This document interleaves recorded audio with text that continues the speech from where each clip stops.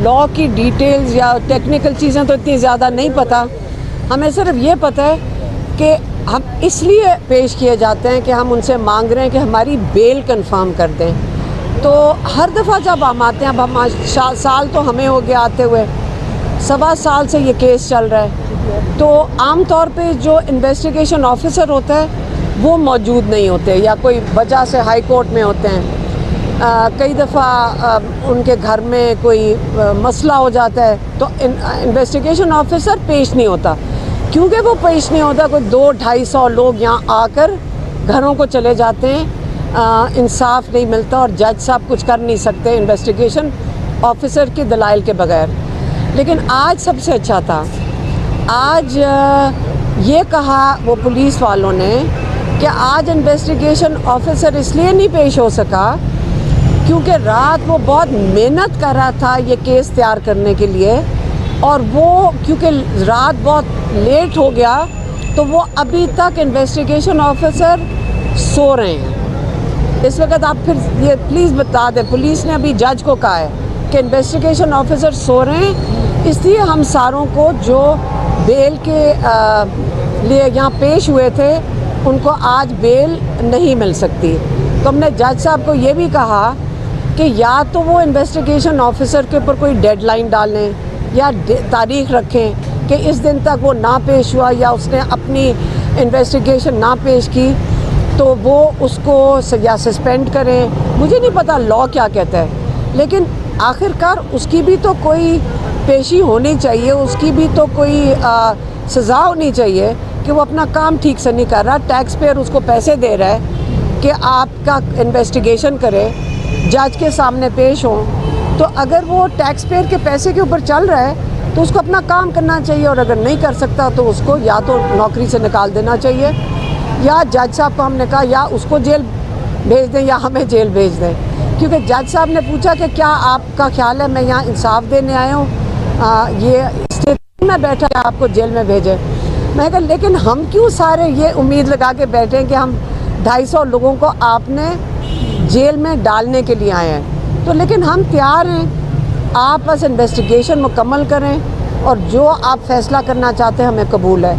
लेकिन हम उम्मीद रखते हैं कि अब जज साहब ने कहा तो है कि वो इन्वेस्टिगेशन ऑफिसर को बुलाकर उसके ऊपर कोई डेडलाइन डालेंगे कि अगर इस दिन तक नई इन्वेस्टिगेशन हुई तो वो हमें बेल दे दें। तो इंशाल्लाह इसी की उम्मीद रखी हुई है कि इंसाफ मिलेगा जिस जज साहब से। मैडम ये बताइएगा कि आज आपने इमरान खान के अंदाज में गुफ्तगू की है कमरा अदालत में, आपने ये भी कहा कि 2 घंटे आपको वहाँ पे बिठाए रखा, तफ्तीश हुई। उस 2 घंटे में क्या तफ्तीश हुई आपसे? बस उन्होंने ये जो DIG थे उस और एक वो क्या होती है SSP अनूज थी, ये उसमें थे, और मेरे ख्याल में और कोई एजेंसीज़ के लोग बैठे थे। तो हम वहाँ गए थे, वहाँ लक्ष्मी चौक कौन सा उधर कौन सी जगह है जहाँ हम गए थे, DIG ऑफिस गए थे जहाँ इन्वेस्टिगेशन हुई थी। तो उन्होंने कहा कि आप उधर थी, मैंने कहा नहीं, मैं 9 मई को कोर कमांडर के घर के बाहर नहीं थी। तो उन्होंने कहा हमने आपकी तस्वीर देखी है। मैंने कहा आप मुझे दिखा दें तस्वीर, मैं नहीं थी वहाँ पे। हाँ मेरी बहनें थीं और बाहर थीं, और लोगों को बल्कि कोई जाने की कोशिश भी किसी ने की तो इन्होंने उनको रोका था। तो ये थी तो मैं तो थी नहीं, तो आपने मेरे ऊपर जुलाई में FIR डाली थी ये वाली।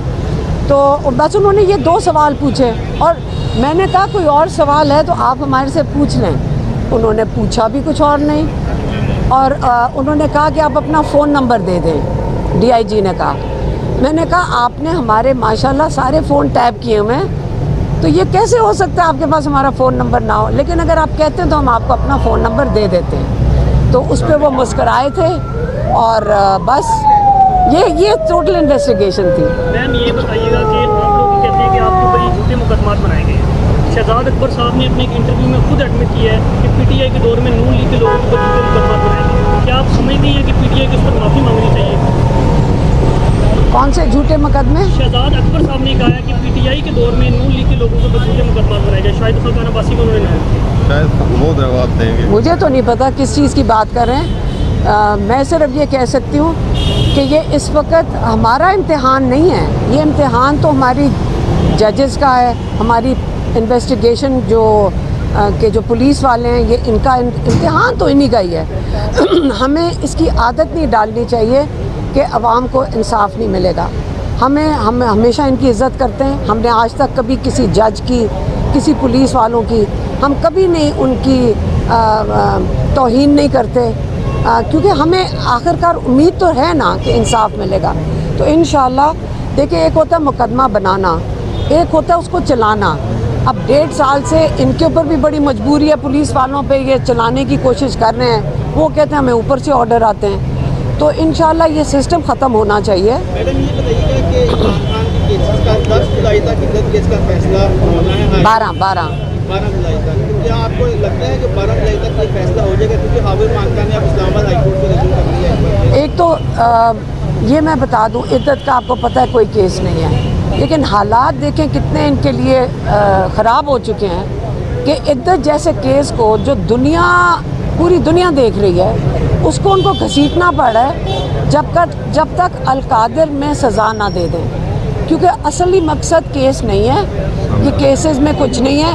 ये सिर्फ इनका मसला ये है कि इन्होंने ये केस खींचना है जब तक अलकादिर में इमरान खान को और बुशरा बीबी को सज़ा ना दे दें।